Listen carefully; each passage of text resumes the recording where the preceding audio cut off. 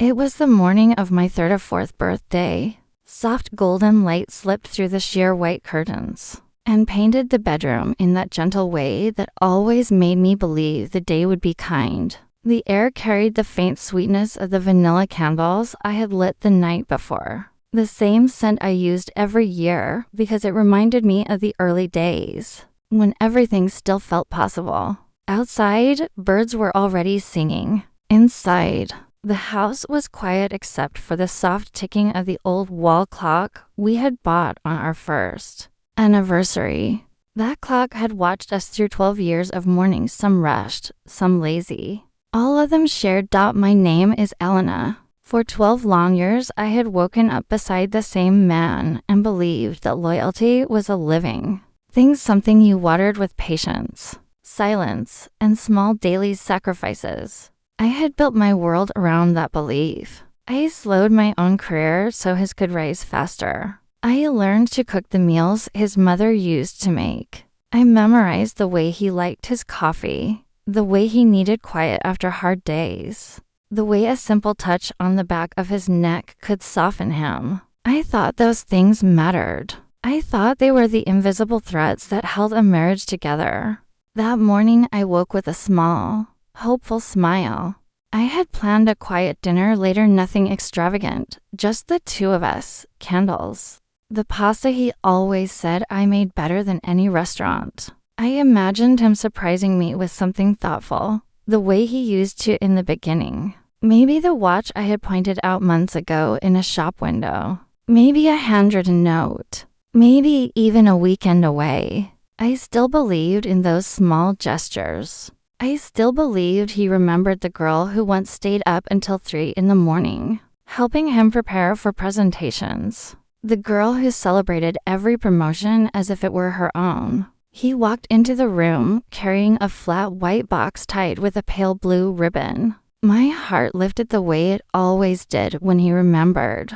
I sat up, hair still messy from sleep, and reached for it with both hands like a child receiving a present. The ribbon felt smooth under my fingers. I smiled at him, waiting for the familiar warmth in his eyes. Open it, he said. His voice was even. Too even. I untied the ribbon carefully, almost reverently. The paper whispered as I lifted the lid. Inside, instead of anything soft or shining, lay a neat stack of official documents. Divorce papers. Already completed. His signature sat at the bottom in the same black ink he used for important contracts at work. The date was filled in. My name was typed neatly beside his. For several long seconds, my mind simply refused what my eyes were seeing. I looked up at him, waiting for the smile that would turn this into a terrible joke. The smile never came. His face was calm, almost polite, as if he were delivering a business update rather than ending a 12-year marriage on my birthday. Happy birthday, he said quietly. I thought it was time we both stopped pretending. The words landed heavier than the papers in my lap. I felt the blood drain from my face. The room tilted. All the years of late nights supporting his promotions. The holidays spent with his family instead of mine. The quiet way I had folded my own dreams smaller so his could expand suddenly. They felt like evidence against me rather than proof of love. I remembered the night I turned down a job offer in another city because he said he needed me here. I remembered the birthdays I had made special for him while mine often passed with a quick card and a tired smile. I remembered the way I had defended him to friends who sometimes whispered that he took more than he gave. I heard myself ask the only question that would form why. He spoke about growing apart, about needing space, about how people change and how holding on too long only creates more damage. He never raised his voice. That almost made it worse. There was no shouting, no dramatic confession. Just the cold efficiency of a man who had already decided the marriage was over and had chosen my birthday as the moment to deliver the news. He said we had become roommates. He said the spark was gone. He said he wanted honesty before things grew more bitter. Every word sounded rehearsed, as if he had practiced them in front of a mirror. I sat on the edge of the bed long after he left the room. The candles still burned. The morning light still looked beautiful. And everything I had believed about us was already turning to ash. I stared at the papers until the letters blurred. My wedding ring suddenly felt heavier on my finger. A small circle of metal that no longer meant what it once did. I did not cry right away. The tears came later, in small, quiet waves. When I was alone in the bathroom with the door locked and the water running so he would not hear, I pressed my forehead against the cool tile and let the sound of the faucet hide the soft, broken sounds I could not hold back. What I did not know that day was how carefully he had planned the timing, and how little he understood the woman he was trying to discard. In the hours that followed, I moved through the house like a stranger. I made coffee out of habit and left it untouched on the counter. I stared at the framed photos on the mantel our wedding day under a canopy of lights. A vacation by the sea where we laughed until our sides hurt. The ordinary mornings that once felt endless. Every object seemed to accuse me of being foolish for believing it would last. I walked into the kitchen and ran my hand along the counter we had chosen together. I opened the closet and looked at the clothes hanging side by side, his shirts neat, mine softer. The house still smelled like us, but the feeling of us was already leaving. I thought back to the early years. The tiny apartment we could barely afford, with the leaky faucet and the mattress on the floor. The way he used to look at me like I was the only person in the room. The promises whispered in the dark when we still believed forever was a real place. Somewhere along the way, those promises had thinned into silence, and I had been too busy keeping everything running to notice the exact moment they disappeared. I remembered the first time he forgot our anniversary and laughed it off. I remembered the nights I waited up and told myself work was just demanding. I had explained away so many small absences that the large one on my birthday almost felt inevitable.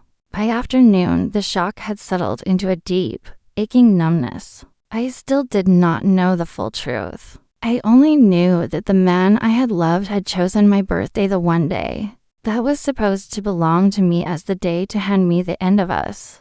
I sat on the living room floor with the papers beside me and tried to remember how to breathe normally. The clock kept ticking. The light outside shifted from gold to pale afternoon, and somewhere beneath the pain, a quiet question began to form. If he could do this so calmly, what else had he already decided without me?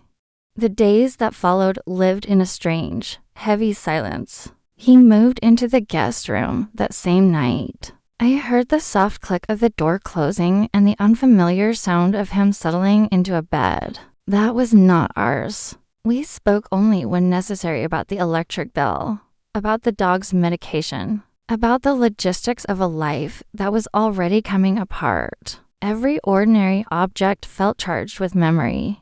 The coffee mugs we had chosen together on a rainy afternoon. The throw blanket that still smelled faintly of the laundry detergent we both liked. The side of the bed that stayed cold no matter how many blankets I pulled over myself. I tried to be the composed woman everyone expected. I went to work and answered emails with the same professional tone I had always used. I answered messages from friends with careful vagueness. Things are just busy.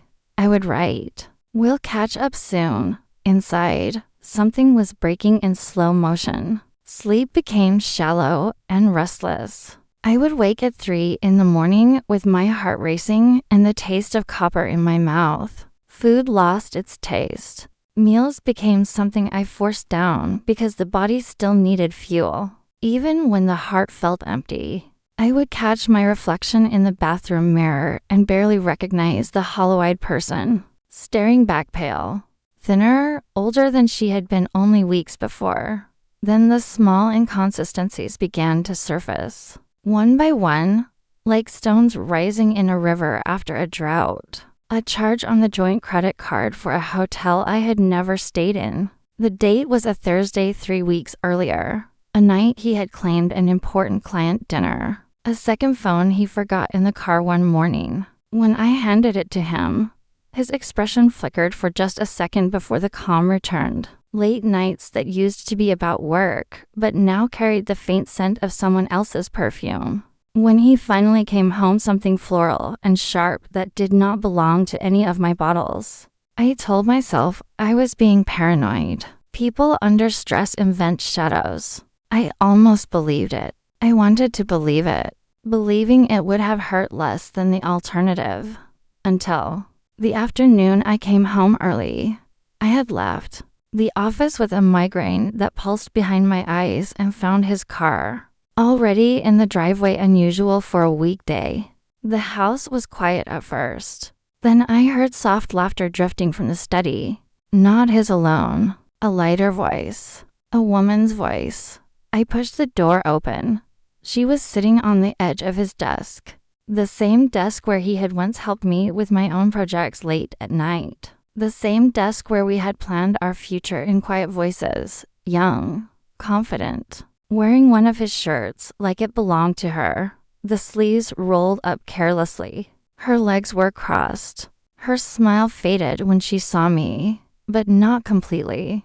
The look on his face was not shame. It was irritation at being interrupted, as if I were the one who had broken an unspoken rule by walking into my own home. In that moment, the last of my illusions burned away. The divorce papers on my birthday had not been about growing apart. They had been about clearing the path. He had already chosen his next chapter and decided I was an obstacle to be removed on a date. That should have belonged to celebration. The room felt suddenly too small. The air felt thin.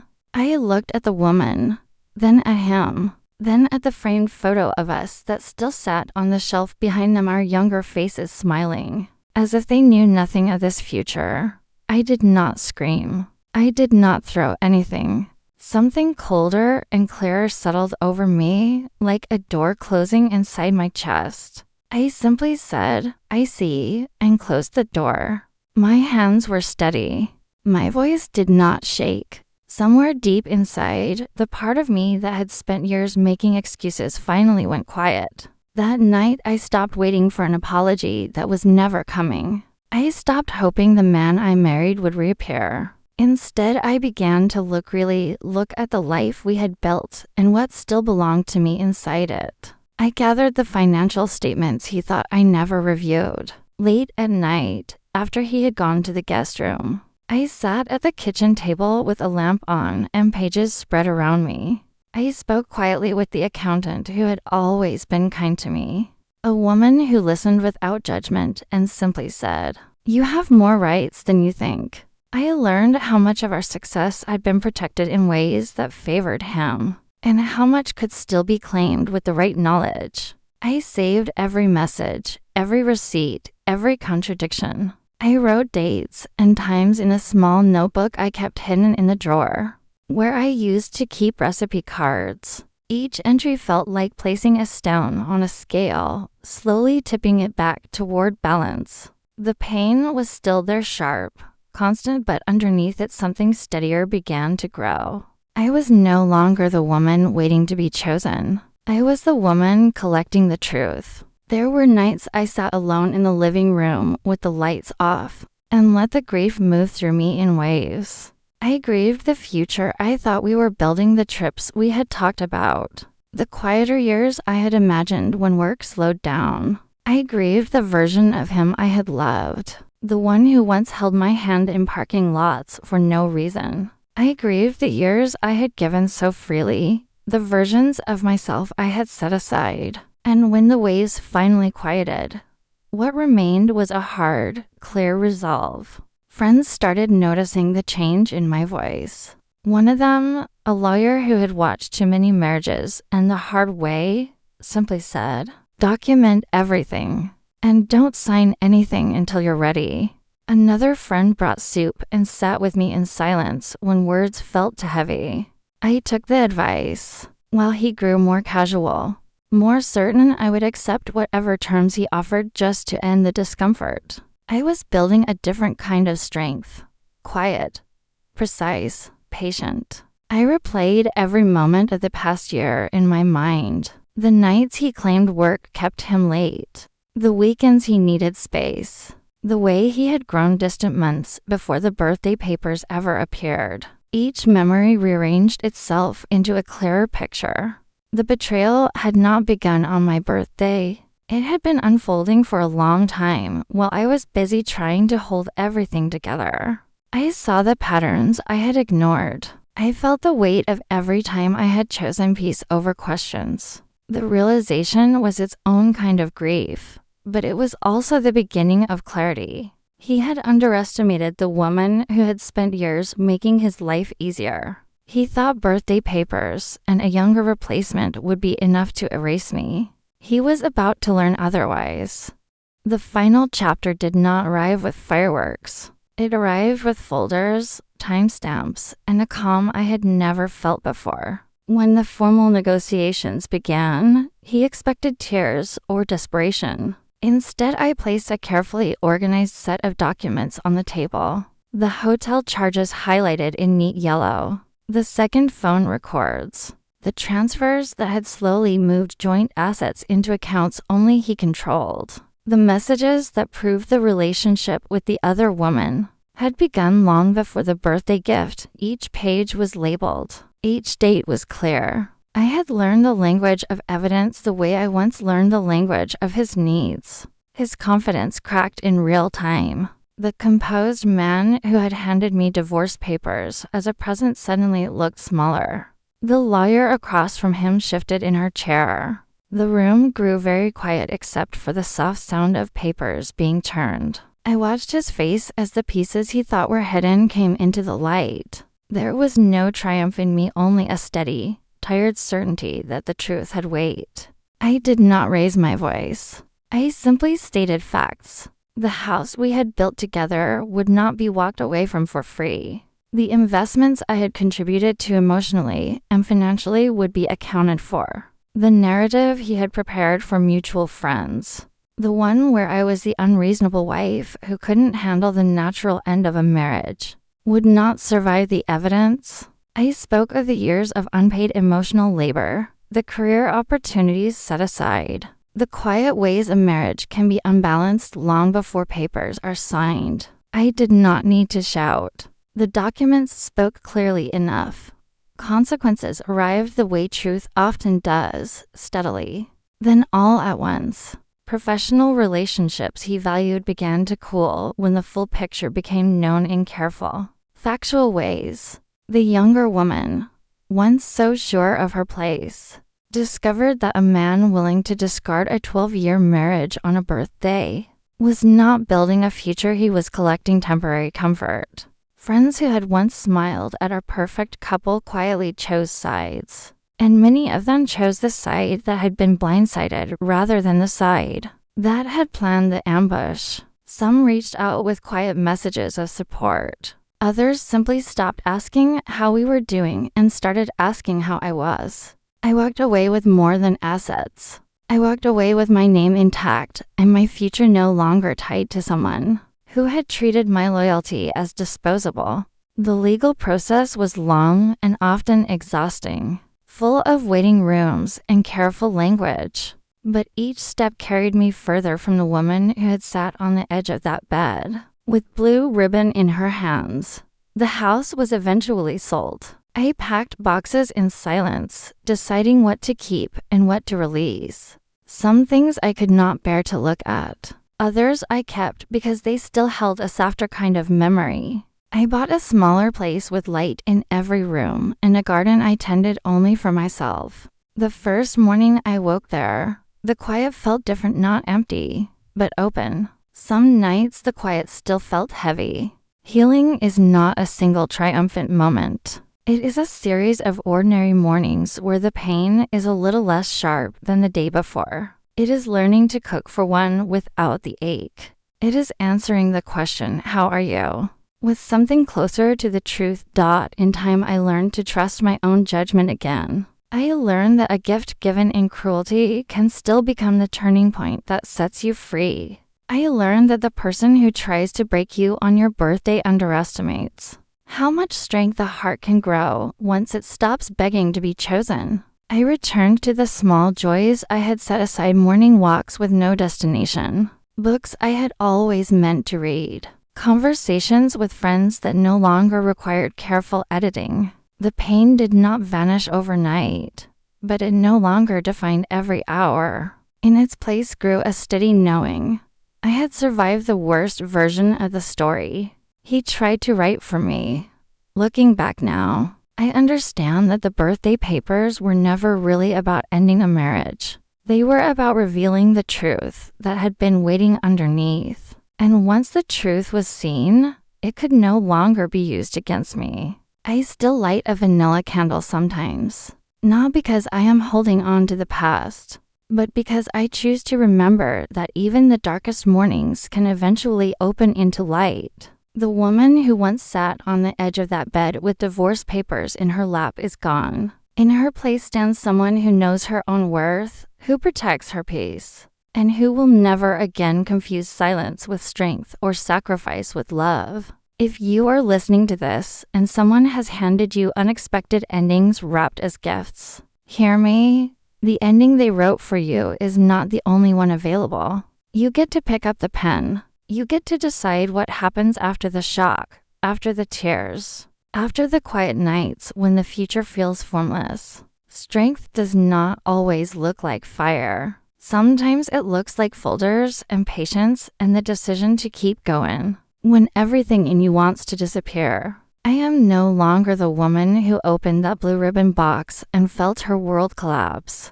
I am the woman who closed it, stood up, and built something true from the pieces. And that, more than any revenge, is the real gift I gave myself. The days turned into weeks, and the weeks into a quieter kind of strength. I began to sleep through the night again. I began to notice the taste of food. I began to laugh softly at first, then more freely at things that had nothing to do with the past. The story of the birthday papers became something I carried rather than something that carried me. And in the soft light of ordinary mornings, I finally understood. The greatest justice was not what he lost. It was what I refused to lose of myself.